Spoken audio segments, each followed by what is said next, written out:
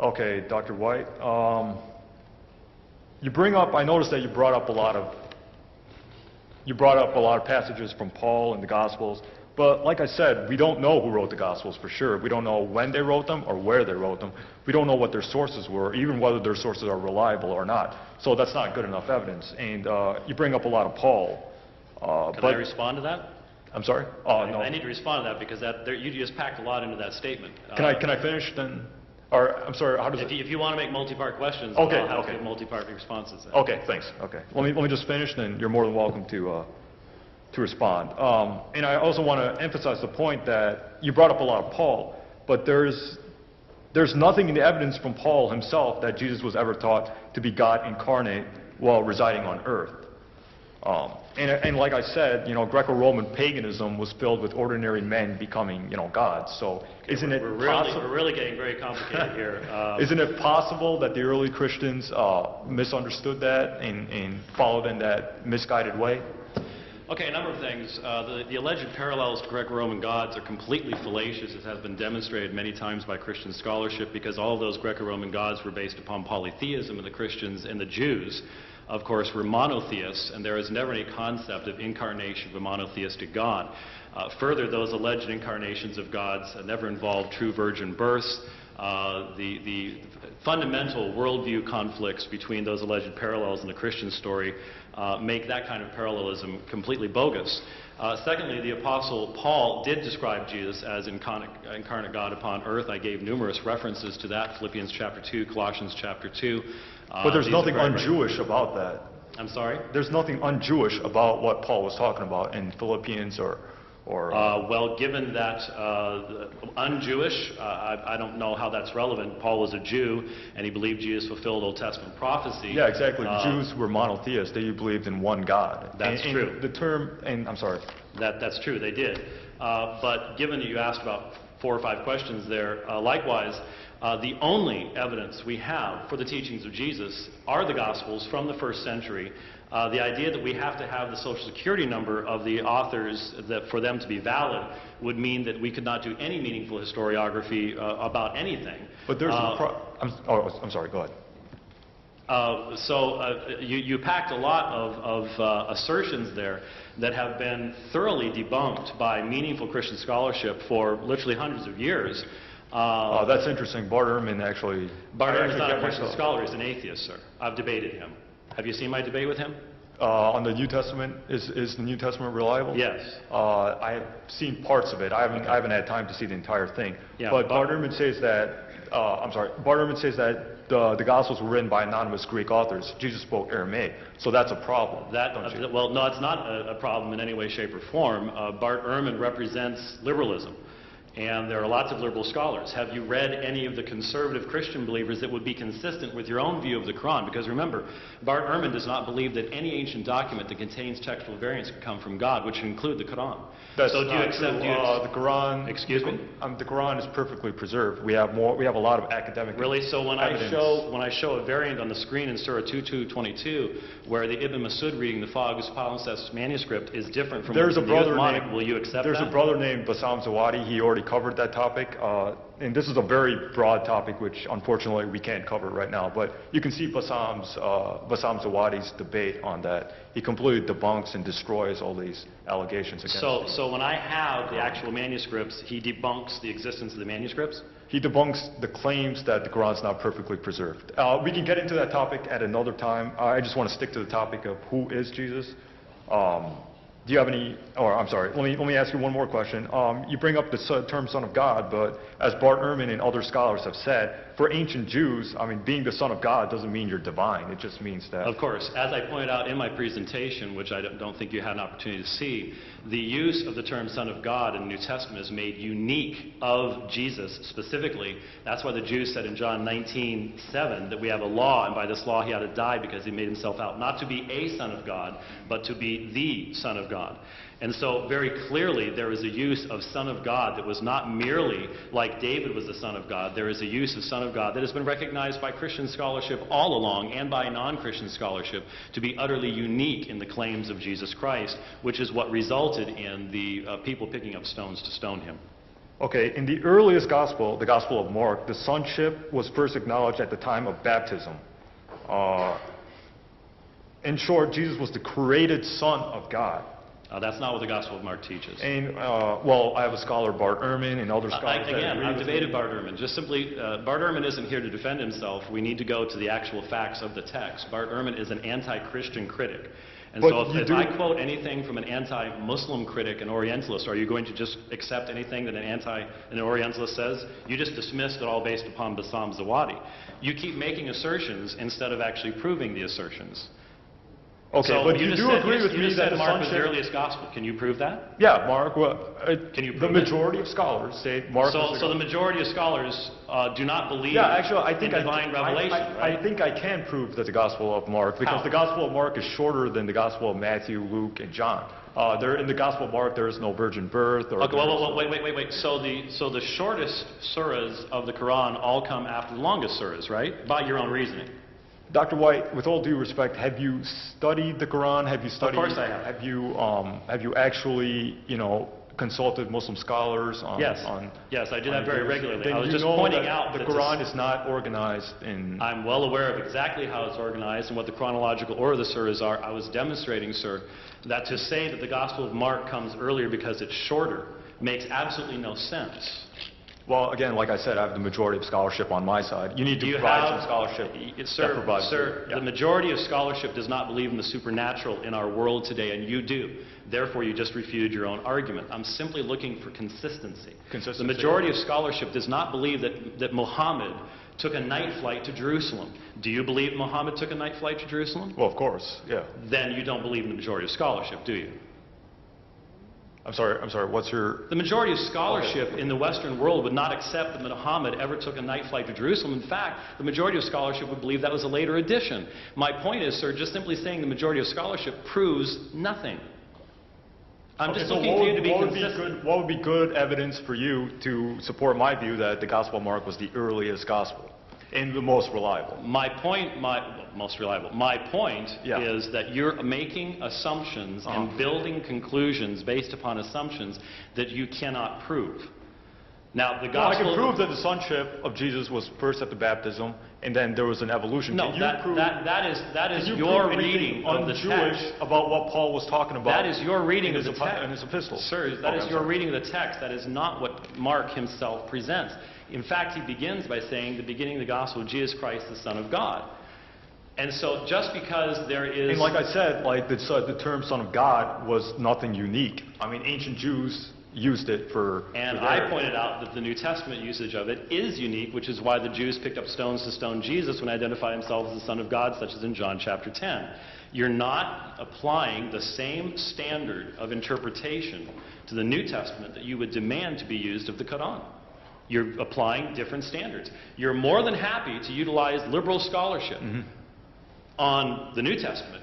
Do you accept the Orientalist view, for example, of the Quran? I agree with you that the Orientalists don't believe in supernatural. The Orientalists... Neither does Bart Ehrman. Hang on one second. The Orientalists don't agree that Allah revealed the Quran to Prophet Muhammad, peace be upon him.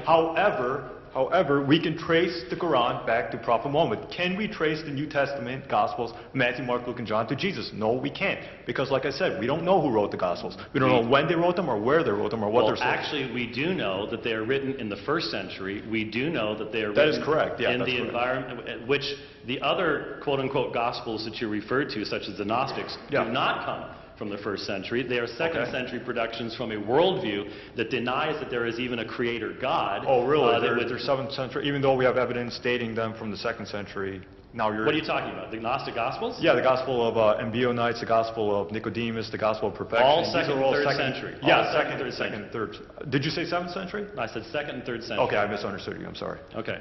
So they come from a worldview that's completely contradictory to what the followers of Jesus would have had, even according to the Quran, and yet you cite them as evidence, but the Gospels, which are clearly Jewish in origination from the 1st century in Palestine, are somehow not reliable?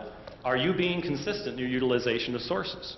I don't understand your argument. Are you trying to say that just because I'm using these other later Gospels that to support my view? You seem to believe those are reliable. And yet the manuscript evidence for that I believe they're reliable as in they represented beliefs of certain Christians. You agree with me that early Christianity was very diverse. No, I do not. You don't agree? No, I do not. I do not believe people... does someone who denies Muhammad as a prophet, is he a Muslim? No, he's not a Muslim. Okay, so a person who denies that Jesus is the Christ isn't a Christian, is he? Yeah, obviously. Okay, But who has more evidence? so Gnostics who believe that Yahweh is an evil God, a demon, why would you call that person a Christian? Well, everybody claimed early Christianity was very diverse, and they claimed, you know, that they had access to disciples or whatever. That's the point I'm disputing, sir. Like there's the Basilidians that used to believe, you know, Jesus wasn't crucified and said Simon was crucified. And because they got their view from Peter. Exactly, so how do we know, sir, do you know why they said Jesus wasn't crucified? Because they were docetics. Do you know what a docetic is? Jesus was so divine, you know, he wasn't... Didn't have a physical body, exactly, which you and I would agree is a complete falsehood, is it not? Does the Quran say Jesus had a physical body? Yeah, I mean the Quran. Okay, so they were wrong. As a Muslim, I believe Jesus existed. Yeah, but not the way the Christians say it, because there's no evidence for it. But the Basilidians, who did not believe Jesus had a physical body, are not only denied by the writers of the New Testament who wrote before they ever came along, but denied by the Quran. So why in the world would you be citing them as being relevant to what a Christian is? Could a Christian... Because they claim, you know, that Peter was the one who taught them. So because they claim to be a Christian. So if someone claims to be a Muslim but denies that Muhammad is a prophet, they're still a Muslim, right? No. By your own reasoning. No, they're not. I mean, yeah. So you're using different standards then. Okay. But you do agree that my evidence is based on you do agree that the sonship of Jesus was pushed back because, again, like I said... Pushed back? Yeah, I'm sorry. In the Gospel of Mark, obviously Jesus becomes the Son of God when he's baptized. That is right. I do not accept that for a second. And then in the Gospel of Matthew, he's the Son of God. He is proclaimed to be the Son of God at the baptism, just as he is in Matthew and Luke. That in no way, shape, or form in the early church would have meant that that's when he became the Son of God. That adoptionist error was refuted for a long time, and just simply assuming that the New Testament can be cut into pieces and treating it a way you would never allow me to treat the Quran demonstrates that, once again, my friend, you are using one standard for the New Testament that you would never allow to be used with the Quran. Inconsistency is a sign of a failed argument. We know where the Quran came from. It came from Prophet Muhammad, peace be upon him. We don't know where the New Testament Gospels came from. But there are all sorts of scholars that question that, sir. There are all sorts of... Can you name me one? Certainly. Garrett Quinn. You want me to name one? Do you know why he might be relevant? Because he is the one that the Yemeni government hired to collate the Sa'ana manuscript find when it was found in the Grand Mosque in Sa'ana. Okay, Dr. White, I'm going to ask you to stick on the topic on who was Jesus. We're more than welcome. You're more than welcome to debate me on the preservation of the Quran, but I just came prepared for the. I'm pointing out to you that my response to your question about Mark is you are misreading argue back and forth, inconsistencies. You're misreading. You are misreading Mark. You are inserting things in Mark that Mark does not say.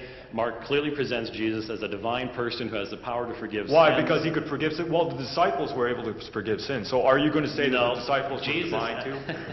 Actually, the disciples were not able to forgive sins outside of the authority the ending of the Gospel of John. By Jesus. Read the ending of Gospel of John. The disciples were given power. I've translated the Gospel of John. I'm well aware of what it says. And Jesus breathed upon them and gave them the Holy Spirit and told them to proclaim the forgiveness of sins through the Gospel of Jesus Christ. That is not the same thing as Jesus looking at someone saying, your sins are forgiven, so much so that the Jews recognized he was claiming a prerogative of God.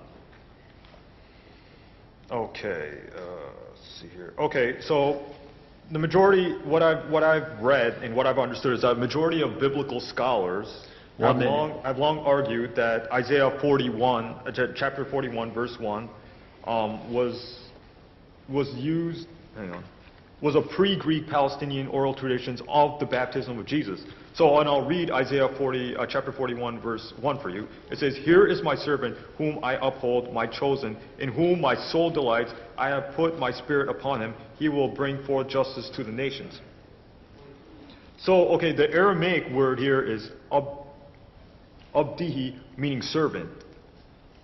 Yes, Jesus fulfilled the servant saying. Okay, so if we were to accept what these scholars are saying, the pre-Greek Palestinian oral tradition would have sounded something like this. And this is when Jesus was baptized, according to the earliest gospel, the Gospel of Mark. 10 seconds. Okay, now when all the people were baptized, and when Jesus also had been baptized, the heaven was open, and God placed His Spirit upon Him. And a voice came from the heaven, "You are my servant, That whom is I time. uphold, and whom I have chosen." Can I respond to that? You sure can. Thank you very much. Again, to utilize this kind of liberal scholarship means that I can go to the same liberal scholars who can then look at the text of the Quran and say, well, this came from this, which, by the way, we can identify all sorts of pre-Muhammad sources that he utilized in the writing of the Quran, and that would mean the Quran is not the Word of God. Instead, those naturalistic scholars, these those sources naturalistic actually post-date the Quran's those composition. naturalistic scholars are going to apply the same standards to the Bible that they were going to use to the Quran. My friend here will not accept them when they do it to the Quran, but he does the New Testament. Inconsistency is the sign of a failed argument. So my turn? Your turn, sir. Okay. You had said that you did I should not assert that the Quran actually teaches the preservation of Scripture, and you quoted Quran 279. Could you explain how it is that 278 tells us that we're talking about unlettered people who did not know the books? How could unlettered people who did not know the books be the ones who are perverting the text of the Quran in Quran 279? Okay, I'm glad you brought this up, because I've read your work on this, and I don't think I've never written on this, actually. Actually, I've listened to what you had to say about this. I don't think you've read all of Islamic scholarship, what Islamic scholarship has to say about this. Are you familiar with Ibn Kathir? Yes, sir. In fact, I checked Ibn Kathir's commentary on this very text this afternoon. Okay, well, read his read his commentary on the Quran, chapter 2, verse 79. And I'll read it for you. And he says it's about because Jews. they, the Jews, distorted the Torah. They, the Jews. So why would that have anything to do with Christians? I'm talking. You're talking about the New Testament now. Oh, okay. Have you? Where's the Quran say the New Testament was corrupted? Well, read the Quran, chapter 4, verse 157. Do you have it in front of you? I most certainly do. Okay, read it. So 40 Arabic words written 600 years after Christ can overthrow everything the first century. My friend, read the Quran, chapter 4, verse 157 for us. What you don't have in front of you? I don't have the Quran with me. Oh, actually, I'm the one asking the questions right now, okay, so I'm going to continue doing that. Go ahead. Could you explain one other text before we go to some of the other things that you said? In Surah 1094, we read the following: "If thou wert in trouble," this is specifically to Muhammad, these are singulars. "If thou wert in doubt as to what we have revealed unto thee, then ask those who have been reading the book," the Kitab, "from before thee. The truth hath indeed come to thee from thy Lord, so be in no wise of those in doubt." If in fact your assertion is that the Quran teaches the corruption of the books that came before Muhammad, why would Allah say to Muhammad, if you are in doubt, you individually as Muhammad, then ask those who have been reading the book from before thee? How could they be reading a book that no longer exists? These books contain prophecies of Prophet Muhammad, peace be upon him. We as Muslims believe that there is some truth here and there in the Old and New Testaments. I'm not going to go and say, that the Bible is completely corrupt, we can't trust anything in it. Of course there is some truth in it. So what Allah is telling Prophet Muhammad, peace be upon him, is go back to the scriptures. They have certain prophecies about Prophet Muhammad, peace be upon him. So that's what he means. I mean, just read, you have the Quran in front of you, right? Read the Quran, chapter 5, verse 13 to 14, out loud for all of us. So then ask those who have been reading. I'm asking the question this time, okay? You had your opportunity. Okay. Then ask those who have been reading the book from before thee, but they were reading a corrupt book. Is that your interpretation of that text? There's some truth to the Bible, and there is falsehood to the Bible. So they were reading a corrupt text. Let me read what. Let me read what, you know who Ibn Abbas is? Yes, sir. Okay, let me read what Ibn Abbas said about the Bible. 1 second here. Ibn Abbas said that the Jews and Christians clearly distorted their books. And you can find this in Bukhari, volume 9, book 93, number 613 and 614. Do you have the Hadith collections in front of you? I could bring them up, but Sure, okay, go ahead. Bring those. Again. Read it out loud for us, my friend. Okay. What Ibn Abbas said So- about the Bible. All right. The companion of the Prophet Muhammad. Okay, so we'll go with that. You said Paul never met Jesus, Yeah. but only in visions. Yep. Right? And so you said that's not enough for you. On what basis should I believe that Yeah, I mean, Muhammad... if I said, you know... Can I finish my question? Okay, yeah, sorry, go ahead. Thank you very much. On what basis should I believe that Muhammad took a night flight to Jerusalem when you reject Paul's authority simply because he never met Jesus? Are you being consistent in your historiography? Because Prophet Muhammad, peace be upon him, proved it, my friend. How did he prove it? Because, hang on one second.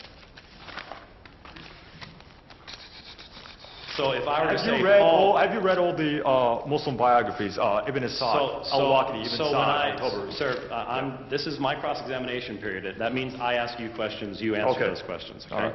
All right. Please stay on when topic, though. So when Paul, if I say Paul proved that he saw Jesus, you reject that, but you can say Muhammad took his night flight and that's enough for you. Are you being consistent in your methodology? Yes, I am, my friend, because Okay, Prophet all right. Muhammad, peace be upon him, proved it, and I'll read it.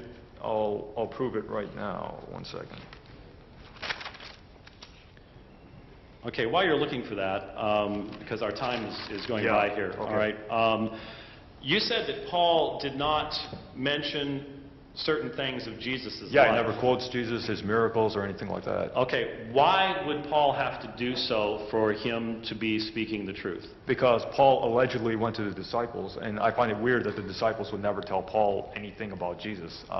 So you're assuming he didn't know anything about Jesus? Do you or agree he just, with me that Paul never met the historical Jesus? Do you agree, yes or no? he did not meet the historical Did he Jesus during shake his hands with lifetime? him? Did he shake During- hands? Did he, no, he did did he not. know what he looked like? Never claimed that. Never That's claimed interesting. that. That's Jesus interesting. appeared to him on the road to Damascus. That's the biblical testimony. But the point is, why would Could Paul... it be a hallucination? Sir, could I ask the question, Okay, yeah, go please? ahead. Thank you very much. I would appreciate it.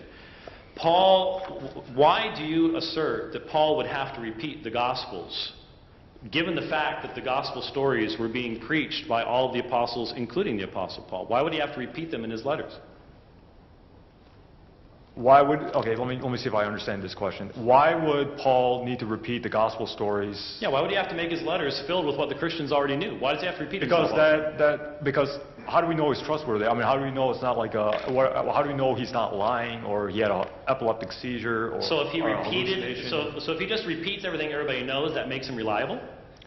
No, I mean, you agree with me, Paul never met the historical. Do you agree with me, yes or no, that We've Paul already answered that question once, twice, three times Does already. Paul know how Jesus looked like? Does Okay. Paul... All right, so we're not going to get an answer to that one. All right. You said that Greco-Roman paganism had men becoming gods. Could you give us some examples that would actually be parallels to Jesus? Sure. Such as? One second.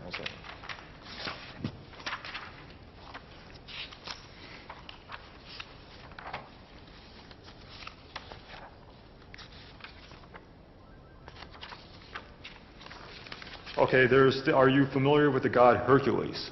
Hercules? Yeah. Zalamonas, Etes, hang on. There's Romulus. You know who Romulus was? I He do was know a who god Romulus was. Literally and physically, he was a god that was literally and physically a god from heaven. And those were all polytheistic systems, right? Yeah, this was Right. ancient pagan religion. Right. Yeah, these were ancient pagan religions. Yeah. So again, they're all the concept- polytheists. Do you have any monotheists who actually believe it? Well, like I said, the first century, like I said, there's nothing un-Jewish about Paul's Christology, right? I mean, the stuff he was saying. Given that Paul was Jewish, that would be good. But I just wondered, this idea of men becoming gods, can you give us a single example in a monotheistic setting that would parallel the Christian story of the one true creator God entering into his own creation through an actual virgin birth to redeem that creation? Is there anything? Let me give you some examples. Mithra, Dionysus, Osiris, Horus. I've heard Osiris, all of Osiris. Osiris was resurrected. Really, he was resurrected? Yeah, Osiris Are you was sure resurrected. about that? Same with Iana. Iana was also resurrected. Wait a minute. Osiris was resurrected? Do you know what the actual story Osiris is? was a pre-Christian god who was resurrected. Actually, do you realize that his body was found cut up into 14 pieces and he became a zombified god of the underworld? You call that a resurrection? It doesn't matter. It's still a resurrection. That's a resurrection. He came back to life, So, right? whoa, wait a minute. I need to understand this. Resurrection means someone coming back to life, right? The Jewish understanding of resurrection is what? What does agnosticism mean, the Jewish concept in the first century? Okay, now we're going to the resurrection, even though... We were just talking about resurrection. Yes, what does it mean? I'm sorry, resurrection means someone coming back to life. Okay, so if you take 14 body parts, put them together, and the person becomes a zombie in the underworld, would any Jew who has ever lived call that a resurrection? Well, like I said, it's coming back to life, so yes, they would say... He's in the underworld, sir. He doesn't come back to life. Well, there's Iana, too. Have you heard of Iana? Iana was also... Wait a minute. God. We're talking about Osiris here. We just demonstrated that Osiris is not resurrected in any way that would be meaningfully parallel to any person who had a Jewish background, right? Yes. Do you withdraw what you just said? Okay, Wait, I'm thank sorry. you. Okay. Okay, thank you very much. Okay, so going back to what the Quran says about the Bible, go ahead. No, excuse me, sir. Yeah. I'm asking you questions. I don't... A few minutes left. Okay, I'm sorry. Go ahead. Okay, you're not in charge of this period of time. You were for the first 15 minutes. Okay, Dr. White. Now, you indicated that the Gnostics... Nothing to do with the topic. Okay, go. You indicated that the Gnostics support the Quran's teaching in regards to Surah 4:157. Can you name any historical source in the first 100 years after the time of Christ that denies the crucifixion of Jesus? That denies the crucifixion of Jesus? Yes. A New Testament source? Anything within the first 100 years. Anything within the first 100? Well, like you said, there was an early Christian group called the Docetists. That's second century. First 100 years. No, that was first century. They believed that Jesus' crucifixion was an illusion. So we do have some evidence for the Quran there. In the Quran, chapter 4, verse 157, there are various theories. The Quran never says that someone else was crucified instead of Jesus. Rather, there are a lot of theories as to what the Quran's talking about there, but we can go into that So for later. the first 100 years, historical sources, written sources, first 100 years... Well, like I said, we don't know who wrote the Gospels. We don't know when they wrote them. That's irrelevant, sir. For the first... Yes, because you're telling me to go back to the Gospels, and I'm saying it's not reliable. Okay, how about any early Christian writings? Anything for the first 100 years after the time of Christ? It's interesting that you brought that up, because there was an early church father. Let me bring up his name. Okay, are you familiar with the early church father Ignatius? I quoted Ignatius. The bishop of Antioch. Let me just read what he said. But if, as some say, his sufferings was only an appearance, then why am I a prisoner? Why do I fight with the wild beast? In that case, I am dying in vain. Yes, he was fighting against the Gnostics, sir. Are you familiar with the Gnostics? Okay, yes, but one cannot attack a heresy as a belief or a doctrine that does not yet exist. The theology of Ignatius was not withstanding his attack against those early Christians who believed that Jesus' crucifixion was only an illusion, was illusionary, yes, demonstrates the existence of that belief amongst the early Christians. Excuse me, amongst the early Gnostics. Do you believe someone who believes that Jehovah is a demon is a Christian? Okay, the fact that... Sir, answer my question, yeah, please. Do you believe that a person who thinks Jehovah is a demon could be either a Jew, a Christian, or a Muslim? So you're saying that just because they believe that God is an evil God, they can't be, a Jew, Christian, or Muslim? What do you think? If I think Allah is a demon, am I a Muslim? No, of course not. Okay, so if you think Jehovah is a demon, are you a Jew, Christian, or a Muslim? Well, the Gnostics got a lot of things wrong, but they got some stuff right. I mean, they had some silly beliefs. Thank they you. had some silly beliefs, which I mean, one of the Gnostics said that Jesus was an angel, or a bird that used to fly around. Okay, That's you have 7 minutes apiece for closing statements, and we do thank you for coming here at the last minute.